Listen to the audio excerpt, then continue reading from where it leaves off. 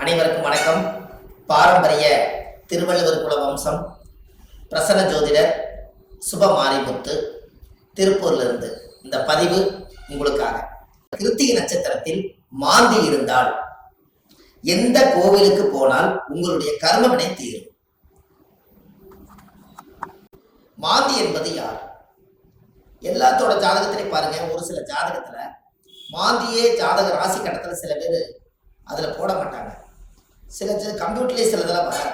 ஆனா மாந்தி பெரிய ஒரு அற்புதமான ஒரு மிராக்கலான விஷயத்தை காமிக்கும். ஏன் அப்படின்னா, சூரியனுடைய மகன் சனி பகவான், சனி பகவானுடைய மகன் மாந்தி. இந்த மாந்தி எதுக்கு அதிகமா யூஸ் ஆகுதுன்னு கேட்டீங்கன்னா, இறப்பு தோஷத்துக்கு மாந்தி அதிகமா முன்னோர்கள் எடுத்துக்கிட்டாங்க. அப்போ இந்த மாந்தி நிற்கக்கூடிய நட்சத்திரங்கள் எல்லாம் எப்படி எல்லாம் செயல்படுது அப்படிங்கிறத இந்த பதிவுல நம்ம பார்க்க போறோம். இதை மறக்காம ஒரு பேனா நோட் எடுத்து குறிச்சு வச்சுக்கோங்க. இது வரக்கூடிய ஜோதிடர்களுக்கும் பயன்படும். நம்ம இந்த யூடியூப் சேனல் வள்ளுவர் வாக்கு யூடியூப் சேனல்ல போய் பார்க்கறவங்களுக்கும் பயன்படும். இனி வரக்கூடிய சந்ததிகளுக்கும் இது பயன்படும். மாந்திக்கு இப்படி மிராக்கள் இருக்குதா அப்படிங்கிற ஒரு விஷயத்த இன்னைக்கு நம்ம அதை சொல்ல போறோம். இப்போ உங்க வாழ்க்கையில நீங்க தெரிஞ்சுக்க வேண்டிய விஷயம், இந்த மாந்திக்கு ஒவ்வொரு நட்சத்திரத்துக்கும் இந்த மாந்தி தோஷம் எப்படி உருவாகுது அப்படின்னா, அந்த காலத்துல குழுகன் நின்ற வீடு குட்டிச்சவர்னு சொன்னாங்க. குழுகன் நின்ற வீடு குட்டிச்சவர் அப்படின்னா குழுகன் நின்ற வீடு குட்டிச்சவரா. அப்ப இந்த மாந்தி போய் எந்த ராசியில் இருக்குதோ, எந்த நட்சத்திரத்து மேல ஏறி உட்கார்ந்து இருக்குதோ, அந்த நட்சத்திரத்தினுடைய திசைகள் அவங்களுக்கு தோஷம் அடையுமா. அப்ப அந்த மாந்தி தோஷம் என்பது என்ன? இறப்பு சம்பந்தப்பட்டது. உங்களுக்கு ஒரு உதாரணத்துக்கு சொல்றேன். லக்னங்கிறதா உயிர், லக்னம் தான் உயிர்.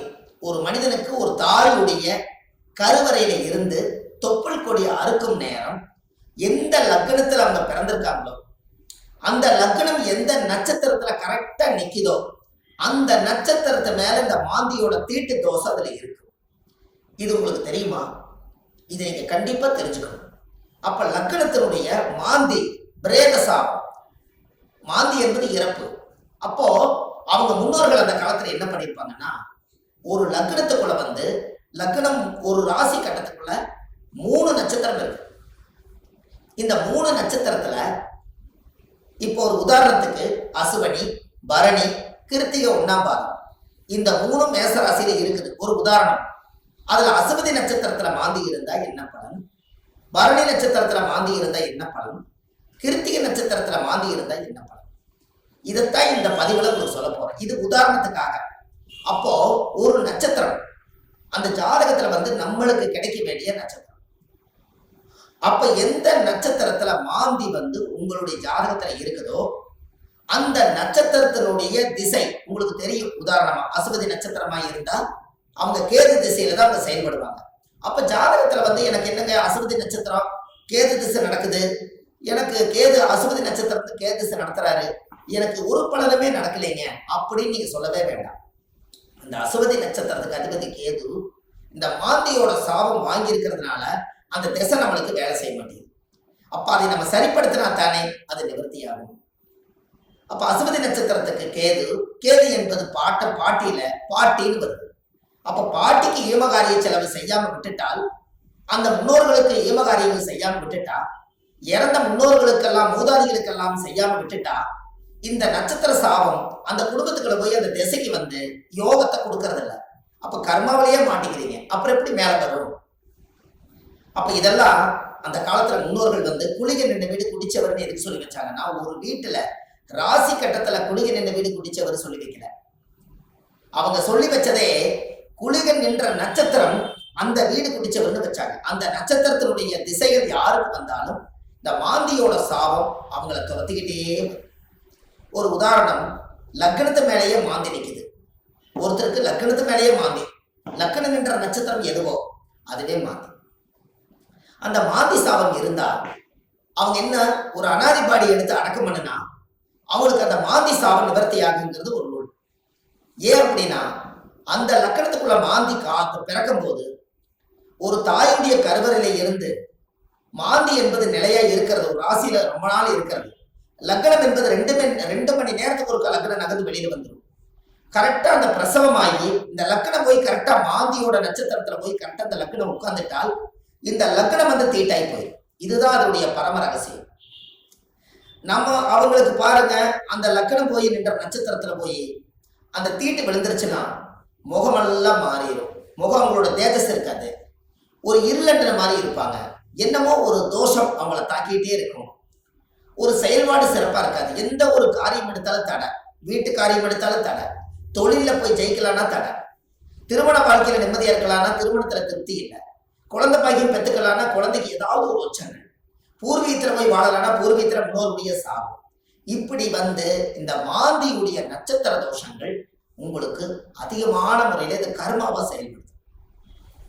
அப்போ முன்னோர்கள் அந்த காலத்துல இதுக்கு எல்லாமே கோவில் வச்சிருக்காங்க பாருங்க. இதுதான் ஒரு ஹைலைட்.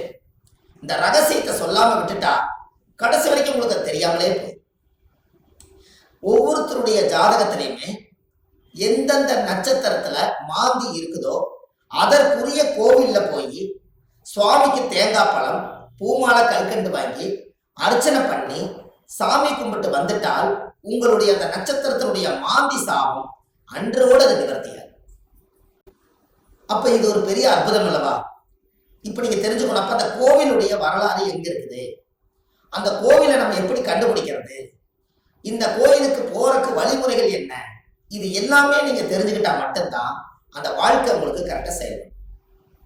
அப்போ முன்னோர்கள் அந்த காலத்துல சூரியனுடைய மகன் சனி பகவான், சனி பகவானுடைய மகன் மாந்தி. அப்ப அப்பாவுடைய பேரன் தான் நம்மளுக்கு மாந்தி தோஷமா வர்றாரு. அப்ப அப்பாவுடைய சொத்து பிள்ளைக்குத்தானா, அப்பாவுடைய பாவம் பிள்ளைக்குத்தானே. அந்த கர்மாவில இருந்துதான் உங்களால வெளியில வர முடியல. அப்ப இது மூலியமா தான் உங்களுக்கு கர்மா செயல்படுது. பாருங்க, உங்களுக்கு தாத்தாவோட சொத்து அந்த காலத்துல பாத்தீங்கன்னா தாத்தாவோட சொத்தை கொண்டு போய் வாழ்ந்து முடிச்சுட்டு உயிர் எழுதும் போது பேரன் பேர்ல போய் எழுதுவார். அப்ப சூரியனுக்கும் சனி பகவானுக்கு தொடர்பு இல்லை, மாந்திக்கு தான் தொடர்பு வருது. அப்போ அந்த ஜாதகத்திலேயே அப்ப மாந்தி என்பது உள்வனை கர்மா. மாந்தி என்பது முன்னோர்களுக்கு திதி கொடுக்காம விட்டுட்டீங்கன்னா அது நட்சத்திரத்தினுடைய மாந்தி போய் அந்த தோஷம் அடைஞ்சிடும். அந்த திசைகள்ல நம்மளுக்கு சரியான பிரச்சனைகள் வந்து எல்லா கோயிலுக்கும் போயிட்டு வந்துட்டேங்க, எல்லா பூஜையும் பண்ணிட்டு வந்துட்டேன், எல்லா பரிகாரங்களும் சொன்னதெல்லாம் செய்திருக்கேன். ஆனா ஏன் எனக்கு வந்து ஒவ்வொரு நாளும் பலாபலம் மாறி வருது, எனக்கு எதுவுமே நடக்கலையே, இப்படி ஒரு கேள்வி பிறக்குது. அப்ப அந்த ஜாதகத்தை வாங்கி பார்த்தா நீங்க என்ன நட்சத்திரத்துல திசை நடக்குதுன்னு கேட்டா எனக்கு ஒரு நட்சத்திரம் அஸ்வினியில திசை நடக்குது, எனக்கு கேது திசை நடக்குதுங்க. கேது அது மாந்தியோட நட்சத்திரம், அஸ்வினியில இருந்து நிற்குது. அப்போ இப்படித்தான் ஒவ்வொருத்தருடைய நட்சத்திரத்தையும் இந்த மாந்தி லாக் பண்ணி வச்சிருக்கு. இதை தெரிஞ்சுக்கிட்டாலே உங்க வாழ்க்கை ரொம்ப சிறப்பா இருக்குமே. அப்ப இந்த மாந்திங்கிற ஒரு கர்மா கேரளாவில எல்லாம் பாத்தீங்கன்னா குளிகனை வச்சுதான் ஜாதகமே கணிப்பாங்க. அவங்களுக்கு கர்ம வினையை கண்டுபிடிக்கிறதே குளிகனை வச்சுதான். அதனாலதான் குளிகன் இந்த வீடு குட்டிச்சவர்னு அந்த காலத்துல சொன்னது. கேரளாவில் பிரசன்னம் பார்த்தாங்கன்னா குளிகை தோஷம் இருக்குதுங்கிறத அவங்க அதை தெளிவா சொல்லுவாங்க. அப்ப அதை சொல்லி முதல் முன்னோர்களுடைய கர்மாவை நிவர்த்தி செய்துட்டா நீங்க இந்த பூமியில பிறக்கும் போது கொண்டு வந்த யோகம் வேலை செய்யுங்கிறது ஒரு ரூல் உண்டு. அது அந்த காலத்துல இருந்தே இருக்கு. நாம நல்லா யோசிச்சு பாருங்க, நம்ம போன ஜென்மத்துல செய்த பாவங்கள் இந்த ஜென்மத்துல கிரக அமைப்போட இருந்து நான் ஏதாவது ஒரு கஷ்டமா தான் நம்ம என்ன சொல்றோம், போன ஜென்மத்துல நான் என்ன பாவம் செஞ்சேன்னு எனக்கு தெரியலீங்க, ஆனா இந்த ஜென்மத்துல நான் ரொம்ப கஷ்டப்பட்டு போயிட்டேன், ஒரு காலம் கெட்டால் ஒரு காலம் நான் நல்லா இருக்கணும், நான் சம்பாதிச்சதுலயும் நிம்மதி இல்லை, வாழ்க்கையிலேயே எனக்கு நிம்மதி இல்லை, குழந்தை பெற்று பார்த்தா அது நிம்மதி இல்லை, கணவன் மனைவியோட வாழ்ந்து பார்த்தா அதுலயே நிம்மதி இல்லை, எனக்கு இந்த ஜாதகத்துல ஏன் தான் நான் அந்த பிறப்பு வாங்கி வந்தேன்னு எனக்கும் தெரியல, அப்ப நான் எப்பதான் நான் நல்லா இருப்பேன் அப்படின்னு ஒரு கேள்வி பிறக்குது. அப்ப இந்த இடத்துல என்னன்னு கேட்டா சூரியன் ஒரு ஜாதகத்துல உச்சமா இருக்காரு, நீங்க ஜம்முன்னு இருப்பீங்க, சனி உச்சமாக்குறாரு ஜம்முன்னு இருப்பீங்க, இதெல்லாம் ரைட்டு. ஆனால் இந்த கர்ம வினைங்கிறது ஒண்ணு என்னன்னா தாயுடைய கருவறையில இருந்து தொப்புள் கொடி அறுக்கும் போதே இந்த பிரபஞ்சம் கொடுக்கக்கூடிய அந்த கர்மா தோஷம் தான் அந்த லக்ன தோஷமோ இந்த நட்சத்திரத்தினுடைய மாந்தி தோஷம்.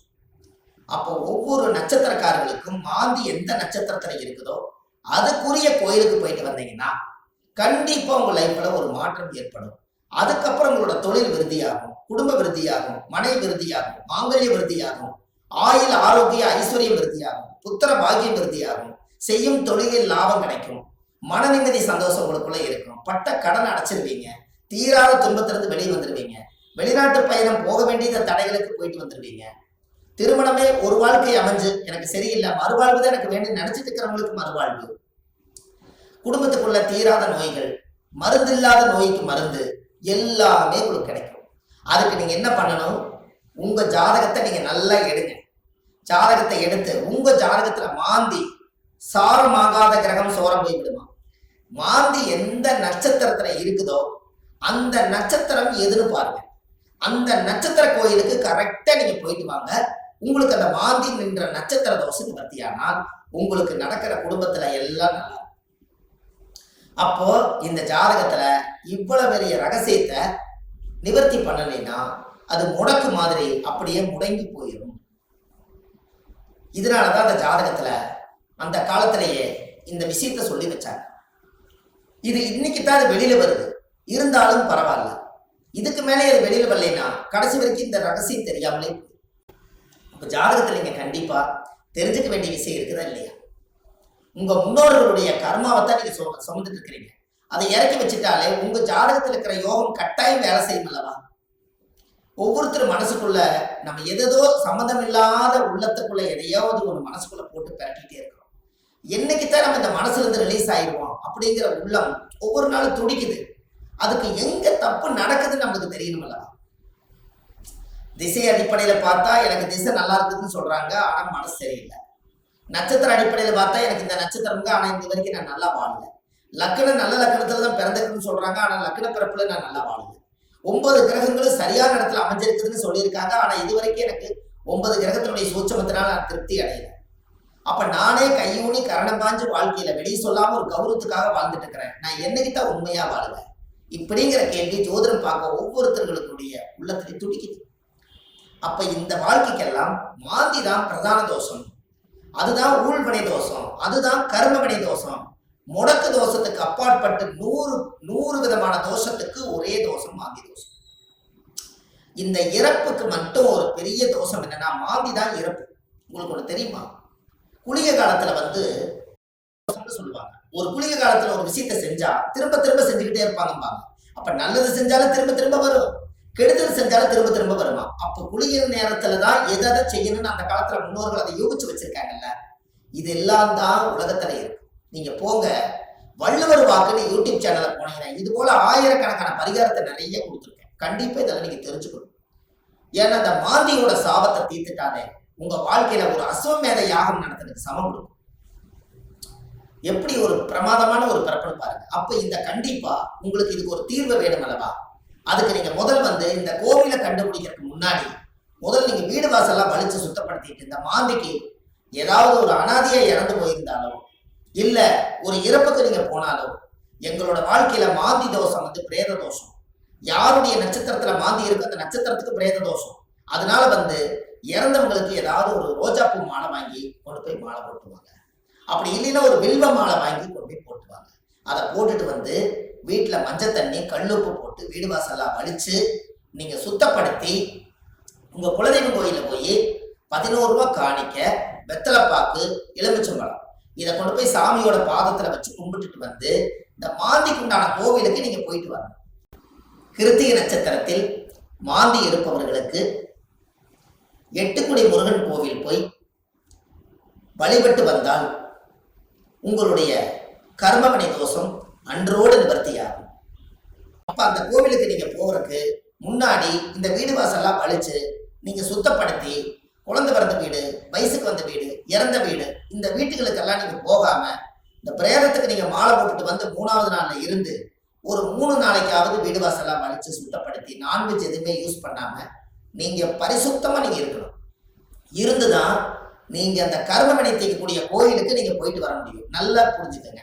இதுல குலதெய்வம் எனக்கு தெரியலீங்கன்னு சொன்னால் உபாசன தெய்வம், நீங்க என்ன இஷ்ட தெய்வத்தை இப்ப வணங்கிட்டு இருக்கிறீங்களோ அந்த தெய்வத்தோட பாதத்துல வெத்தலை வாக்கு, எலுமிச்சம்பழம், பூ, பழம், கனி வச்சு சாமி கும்பிடுங்க. ஒருவேளை எனக்கு உபாசன தெய்வம் தெரியலனா விநாயகர் கோயிலை வச்சு சாமி கும்பிடுங்க. வினையை தீர்க்கக்கூடியவர் விநாயகர். அப்படி ஒருவேளை எனக்கு விநாயகர் கோயிலும் முடியலனா முருகன் கோயில்ல திருச்செந்தூர் முருகனை நினைச்சுக்கலாம். 6 வடை வீட்டுல எந்த வடை வேணாலும் நீங்க எடுத்துக்கலாம். இப்படி ஏதாவது ஒரு தெய்வாலயத்துல வெத்தலை பாக்கு 11 ரூபாய் காணிக்க, எலுமிச்சம்பழம் இதை வச்சு நான் இந்த கர்ம வினையை தீர்த்துட்டு வர்றேன், அதை தீர்த்துட்டு வந்ததுக்கு அப்புறம் என்னுடைய வாழ்வாதாரம் நல்லா இருக்குன்னு சொல்லி நீங்க அந்த ஒரு மூல மந்திரத்தை நீங்க ஒரு கோயில்ல போய் சொல்லணும். என்னன்னு சொல்லணும்? முற்பிறவியில செய்த பாவங்கள் என்னோட கர்மாவெல்லாம் தீரணும்னு சொல்லி கோயில்ல நீங்க விளக்கு போட்டு ஒரு 21 முறையாவது அந்த கோயில் முன்னாடி போய் சாமி கிட்ட சொல்லணும். என்னன்னு? முற்பிறவியில செய்த பாவங்கள் எப்பிறவிக்கும் தொடராமல் இருக்க, இப்பிறவியிலேயே என்னுடைய தந்தை வழியில வந்த கர்ம வினைகளும் தாய் வழியில வந்த கர்ம வினைகளும் என்னுடைய இந்த பூர்வ ஜென்மத்துல நான் இந்த பூமியில கொண்டு வந்த கர்ம வினைகளும் இன்றோடு நிவர்த்தி ஆகட்டுன்னு சொல்லி உங்க ஜாதகத்துல இந்த கர்மா தோஷத்தை நீங்க சுத்தப்படுத்தியாச்சுன்னா அன்னையோட உங்க வாழ்க்கை ரொம்ப சிறப்பா இருக்கும். இதை சொல்லி விளக்கு போட்டு சாமி கும்பிட்டு தேங்காய் பழம் பூமாலை கல்கண்டு வாங்கி அர்ச்சனை பண்ணி சாமி கும்பிட்டு வாங்க. அன்னையோட அது நிவர்த்தி ஆகும். அந்த கோவில் என்னங்கிறது தான் இப்போ உங்களுக்கு சொல்ல போறேன். ஏன்னா இந்த கோயில் நம்ம எப்ப சொல்லணுங்கிற ஒரு விதி இருக்குது. இந்த அர்த்தங்கள் எல்லாம் புரியாம நீங்க கோயிலுக்கு தெரிஞ்சிட்டாலோ கோயிலுக்கு போனாலும் விவரம் பத்தாது. அதனால நீங்க இதை செஞ்சீங்கன்னா உங்க வாழ்க்கை ரொம்ப பிரமாதமா இருக்கும் என்று சொல்லி இந்த ஒவ்வொருத்தரோட வாழ்க்கையிலையுமே இந்த மாந்தி தோஷம் நம்மளை ரொம்ப கடுமையான பாதிப்புல கொண்டு போய் எல்லா மக்களையும் உட்கார வச்சதுனால இந்த மாந்தியிலிருந்து நீங்க விடுதலை ஆயிட்டால் உங்களுக்கு சுதந்திரம் கிடைச்சாச்சு. உங்க ஜாதகத்தினுடைய பிடியிலிருந்து, தோஷத்தினுடைய பிடியிலிருந்து, உங்க வாழ்வாதாரத்தினுடைய பிடியிலிருந்து நீங்க மிகப்பெரிய பிரம்மாண்டமான ஒரு ஆரோக்கியமான வாழ்க்கை வாழுவீங்க. இந்த மாந்தி சாபத்தை நிவர்த்தி பண்ணிட்டு வாங்க. உங்க வாழ்க்கை எப்படி இருக்குதுன்னு மட்டும் பாருங்க. வள்ளுவர் வாக்குன்னு யூடியூப் சேனல்ல போயிட்டு இருக்குது.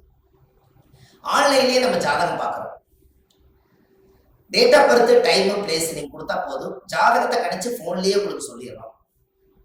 இதுல உங்க ஜாதகத்துல கீழே போயிட்டு இருக்கிற நம்பருக்கு நீங்க ஒரு முன்பதிவு செய்து வச்சுக்கோங்க. இந்த மாதிரி 1000 பரிகாரங்கள் உங்களுக்கு எளிமையா கொடுத்துருக்கறனால இதை நீங்க ஒரு சப்ஸ்கிரைப் பண்ணுங்க. டெய்லி போடக்கூடிய வீடியோ உங்களுக்கு வந்துடும். அப்ப இந்த ஒரு சூட்சமத்தை இன்னைக்கு இந்த மாந்தி தோஷத்தை நிவர்த்தி பண்றதுக்கு கட்டாயம் உங்களோட வாழ்க்கையில ஒரு மிகப்பெரிய ஒரு மாற்றத்தை நீங்க ஏற்படுத்த போகுது. அப்ப என்னென்ன நட்சத்திரத்துல மாந்தி இருந்தால் இந்த கர்மதோஷம் நீங்கிறத 27 நட்சத்திரத்துக்காரர்களுக்கும் இந்த வீடியோவை நான் உங்களுக்கு பதிவா கொடுக்குறேன். ஒவ்வொரு நட்சத்திரக்கார 27 நட்சத்திரத்துல யாராரு இந்த உலகத்துல எந்தெந்த நட்சத்திரத்துல நீங்க பிறந்திருக்கீங்களோ அந்தந்த நட்சத்திரத்துல போய் அதுக்குரிய கோயிலுக்கு போய் வழிபாடு பண்ணிருப்பாங்க. கண்டிப்பா உங்க வாழ்க்கை நல்லா இருக்கும். அதுக்காக இந்த பதிவை கொடுக்குறேன். பாரம்பரிய திருவள்ளுவர் குல வம்சம், பிரசன்ன ஜோதிடர் சுப மாரிமுத்து, திருப்பூர்ல இருந்து. நன்றி, வணக்கம்.